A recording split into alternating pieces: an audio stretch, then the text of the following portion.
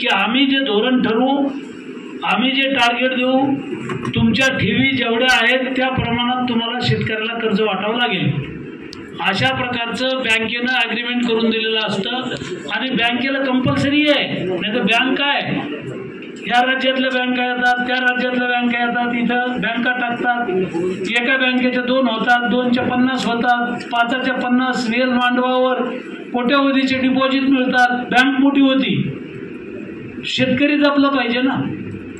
हे केंद्र सरकारनं, राज्य सरकारनं आणि रिझर्व्ह बँकेनं दिलेलं टार्गेट असतं, त्या टार्गेटप्रमाणे कर्ज वाटावं लागतं। आता राजाला दिवाळी माहीतच नाही, तुला बँकेचं ते टार्गेट किती हेच माहीत नाही, अजून पाहायला पाहिजे ना, नियम असतात, तुम्हाला दरवर्षी टार्गेट येतं, बदली होऊन आलं का आता अशा, मग ते वाचून यायला पाहिजे ना की बा मागच्या वर्षी किती कर्ज वाटलं, आपल्याला टार्गेट किती आहे, तिथलच्या जुन्या एखाद्या बँकेच्या अधिकाऱ्याला विचारायचं ना तुम्ही, कुठले निघले मिटिंगला, इथं म्हणतात आमच्या तालुक्यात असं चालत नाही, 4 कोटी वाटलंय, आता 15 तारीख डेडलाईन आहे, रिझर्व्ह बँकेच्या नियमाप्रमाणे केंद्र सरकार, राज्य सरकारनं जे काही नियम घालून दिले त्याप्रमाणे जेवढं टार्गेट आहे तेवढं कर्ज वाटप 15 तारखेपर्यंत झालं पाहिजे, कुठलीही अडचण न सांगता।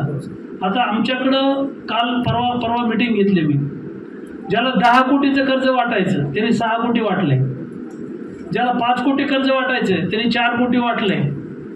तुम्ही पेरणी झाल्यावर आता खतं घ्यायची, बियाणं घ्यायची, लोकांना आज पैशाची गरज आहे आणि तुम्ही कर्ज वाटताना 15 तारखेला पेरणी होऊन जाईल, त्याच्यामुळे वेग वाढवा। आता ग्रामसेवक पदच हे असे, त्याला नाव दिलं सेवक, पण ग्रामसेवक झाले साहेब, मग सगळं सरपंचाचं कामही ग्रामसेवकच हाकतो आणि 6 महिन्याला एकदा गावात जातो, सगळे ग्रामसेवक नाही, काही नमुने आहेत, 15 ऑगस्ट झेंडा उतरायचा आणि 26 जानेवारीचा चढवायचा। आता ग्रामसेवक गावात असले पाहिजे, या काळात ग्रामसेवकांनी शेतकऱ्याला मदत करायची आहे। तुम्हाला काय दिलं नाही सरकारनं, तुम्हाला त्या ठिकाणी कॅम्प्युटर दिले, तुम्हाला इंटरनेट दिलंय, तुम्हाला तिथं ऑपरेटर दिलाय, ग्रामपंचायतीला सगळ्या सुविधा आहेत, घरी बसल्या बसल्या तुम्ही राष्ट्रपतीला ऑनलाईन अर्ज करू शकता, घरी बसल्या बसल्या एखाद्याचं शेतकऱ्याचं दुखणं मुख्यमंत्र्याकडे मांडू शकता, मुख्य सचिवाकडे मांडू शकता, कृषी प्रधान सचिवाकडे मांडू शकता, कलेक्टरकडे मांडू शकता, डेप्टी कलेक्टरकडे मांडू शकता। ग्रामसेवक, तलाठी, कृषी सहाय्यक यांची जबाबदारी आता या काळामध्ये शेतकऱ्यांच्या मागे उभा राहणे। आणि बोगस खतं, आपल्या मराठवाड्यात काही बोगस खतं तयार करणाऱ्या कंपन्या आहेत, त्यांनी कुठल्याही प्रकारची सरकारची परवानगी घेतलेली नाही। काही त्या जिल्ह्यातल्या राजकीय पक्षाच्या कार्यकर्त्यांनी या कंपनीवर धाडी टाकल्या, काही कृषी विभागानं धाडी टाकल्या आणि 60% खत आणि 40% माती अशा अनेक कारखान्यावर धाडी पडल्या, त्यांच्यावर गुन्हे दाखल झाले, त्यांच्यावर केसेस झाल्या। जालन्याच्या MIDCचा एक उद्योगपती रात्रभर माझ्या पायावर लोटांगण घेत होता, झोपू देत नव्हता रात्रभर, त्याच्यावर आम्ही गुन्हा दाखल केला। मोठा उद्योगपती येतो, 1000 कोटीचा मालक असत आणि तो राज्याचा पदाधिकारी आहे का उद्योग समूहाचा, राज्याचा पदाधिकारी, त्याच्यामुळे कोणी किती मोठा असेल आमच्यापर्यंत पोहोचा। तलाठी, ग्रामसेवक, कृषी सहाय्यक, तुम्हाला काय जर वाटलं तर गुपचूप आम्हाला संदेश टाका, आम्ही त्याच्यामध्ये तुम्हाला मदत करू किंवा पुढचं सगळं सहकार्य होईल। शेतकऱ्यांना योग्य वेळी बोगस बियाणं जाता कामा नये, भेसळीचं बियाणं जाता कामा नये, लिंकिंगचं खत जाता कामा नये।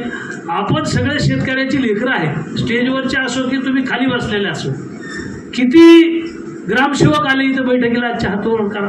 आणि इथं जर कुंभकर्णासारखे जे तिथलचे लोक बसले असतील, राजकीय क्षेत्रातले लोक असतील, तलाठी असतील, ग्रामसेवक असतील, यांची जबाबदारी आहे।